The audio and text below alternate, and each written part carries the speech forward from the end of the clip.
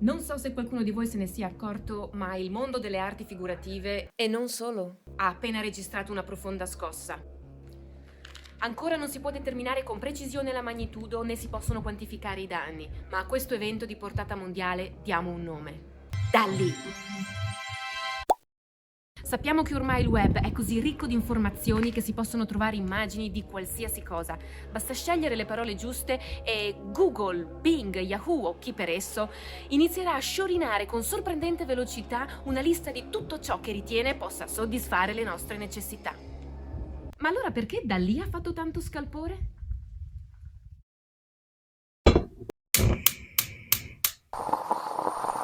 Calma e caffè caldo. Conosci il tuo nemico, dicevano i saggi, e noi non ci tiriamo indietro. Vediamo un po' di cosa stiamo parlando. Come funzionano Dalì e gli altri algoritmi artistici?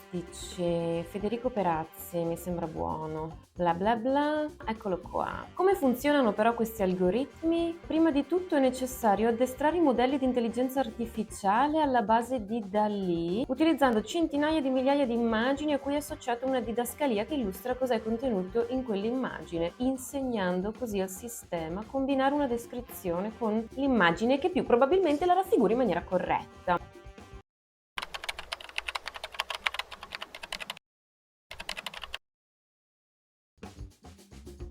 Bene, passiamo ai fatti ed entriamo nella tana del leone o del bianconiglio.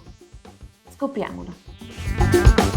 Ok, ecco il sito di Dalì. Allora, Dalì può creare immagini originali, realistiche e artistiche da una descrizione di testo. Un astronauta che va a cavallo in uno stile fotorealistico. Bello. Oppure una zuppa in una ciotola, come se fosse un pianeta nell'universo con lo stile di un poster degli anni 60. E vediamo qua sotto diversi risultati. Poi, ah sì, questa è una bella funzione. Praticamente cosa fa? Ti dà delle opzioni per creare l'ambiente di un'immagine. Sì, un po' presuntuosetto, però questo può essere interessante. Da lì può modificare realisticamente delle immagini esistenti. Qui vediamo un esempio di un fenicottero rosa, lo vogliamo in questa posizione, ci dà diverse opzioni. Oppure da lì può creare un'immagine simile a quella che gli viene data.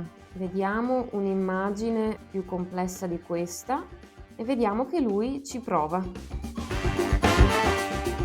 Ma quello che interessa a noi è proprio la prima funzione, ovvero la creazione di immagini a partire da una descrizione di testo. Adesso proverò a fare delle prove a scopo conoscitivo, perché ho letto che uno degli aspetti positivi dell'intelligenza artificiale, che anziché minacciare, rinforzano e aiutano il mondo dell'arte, è che può fungere da ispirazione per l'artista. Della serie, tanto quanto Pinterest, io mi servo di immagini per stimolare la mia fantasia. Ok, ci può stare, ma un conto è Pinterest e un conto è Dalì. Per esempio, anziché investire tempo ed energia su un'idea che una volta realizzata si rivela fallimentare, io posso preventivamente crearla con l'intelligenza artificiale per capire se effettivamente valga la pena di produrla oppure no. Ok, mi sembra un po' rischioso perché non ho mai chiesto a nessuno se valeva la pena sviluppare o no le mie idee e perché dovrei chiederlo a Dalì? Eh sì, glielo sto chiedendo, perché un conto sono io che butto giù lo schizzo a penna per valutare la bontà della mia idea, ma se lo scrivo a Dalì, lui o lei reinterpreta quello che scrivo. Quindi il risultato, mi dispiace dirlo in maniera così brutale, ma è un risultato dell'algoritmo, non mio.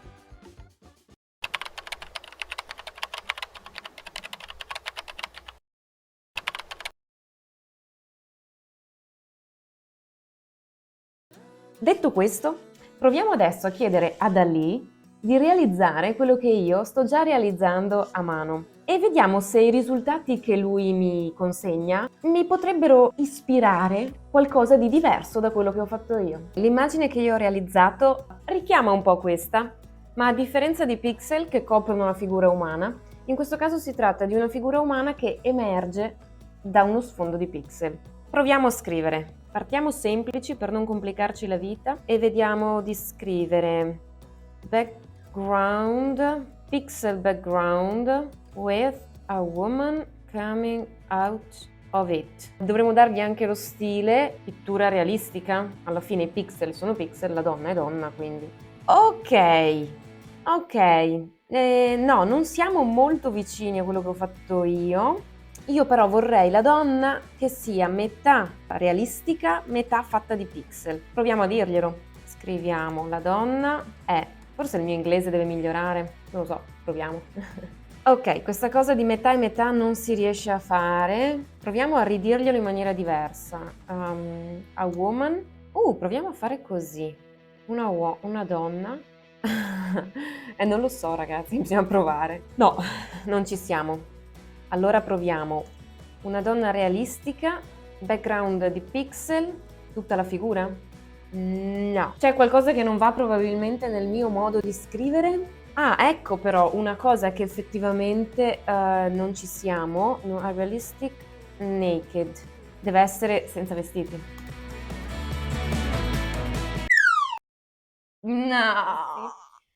Effettivamente non possono avere immagini di nudo, dove le trovano? Cioè, devono andare... Mamma mia.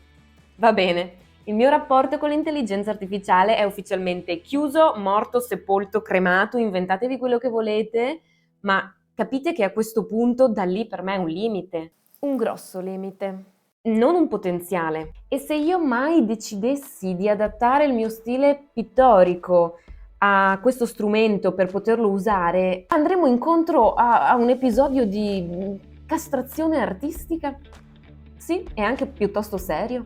Può anche essere che quando uscì Photoshop a suo tempo ci furono polemiche circa la cosiddetta autenticità delle foto, delle immagini modificate con esso. Però secondo me possiamo distinguere le intelligenze artificiali fra quelle che aiutano l'artista, l'autore a raggiungere l'obiettivo che ha in mente e le intelligenze artificiali che invece interpretano il pensiero dell'artista. Sono due cose ben diverse, Ecco, qui sta la grande differenza. Io ho un'idea che solo io posso realizzare, perché ogni volta che comunico, ce lo ha insegnato il gioco del telefono senza fili all'asilo, il mio pensiero viene reinterpretato dall'uditore. Capite bene che se l'uditore è da lì, l'unica cosa che può fare lui è andare nel suo fantasmagorico database e tagliare e incollare quello che gli serve per avvicinarsi il più possibile all'input di testo che gli ho dato. Ora, in qualità di artista, l'idea di delegare il mio lavoro non è proprio l'idea con cui mi sveglio la mattina. Certo, qualcuno può obiettare che ci vuole arte nello scrivere il testo, ma stellina mia, fai lo scrittore allora, perché il prodotto finale non è un bel testo, ma un'immagine. Mi seguite? Il grosso problema, secondo me, è che una buona fetta di popolazione si accontenterà del risultato che viene prodotto da questa intelligenza artificiale, che altro non fa che produrre immagini che ci facciano dire wow. Wow! Ci siamo davvero ridotti a questo? Tutto bello, fino a quando non ci torna in mente che questo processo è la morte della creatività, intesa come innovazione artistica ed evoluzione umana. Perché se io scrivo dottore, mi uscirà un uomo, se siamo fortunati anche una donna, ma qui mi sa che di stereotipi ne vedremo a pallettone, ragazzi. Un uomo con un camice bianco, uno stetoscopio, in una stanza asettica d'ospedale probabilmente. Ma vedete, se io penso a dottore, mi viene in mente anche lo sciamano del Sud America, perché cura anche lui.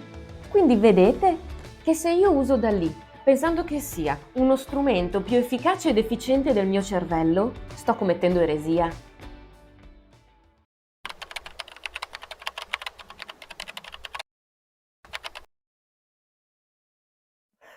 Quindi, ecco cosa intendevo io quando cercavo di far fare a Dalì quello che ho realizzato.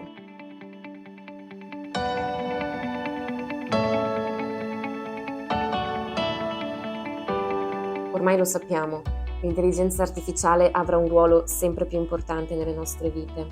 La mia paura più grande, però, non è che l'intelligenza artificiale riuscirà a essere sempre più simile a quella umana, fino al punto da sostituirci. La mia paura è che gli esseri umani decideranno di somigliare sempre di più agli automatismi delle macchine e che rinunceranno per sempre a credere nel loro potenziale. Ora più che mai è importante restare umani, con tutto quello che comporta. Amen, sorella. Grazie, ma tu cosa stai facendo esattamente là? Sto cercando l'ispirazione. Scusa, noi facciamo immagini di persone. Forse l'ispirazione non la troveresti, non so, in una piazza affollata, in un locale, no? L'ispirazione non è logica. Touché.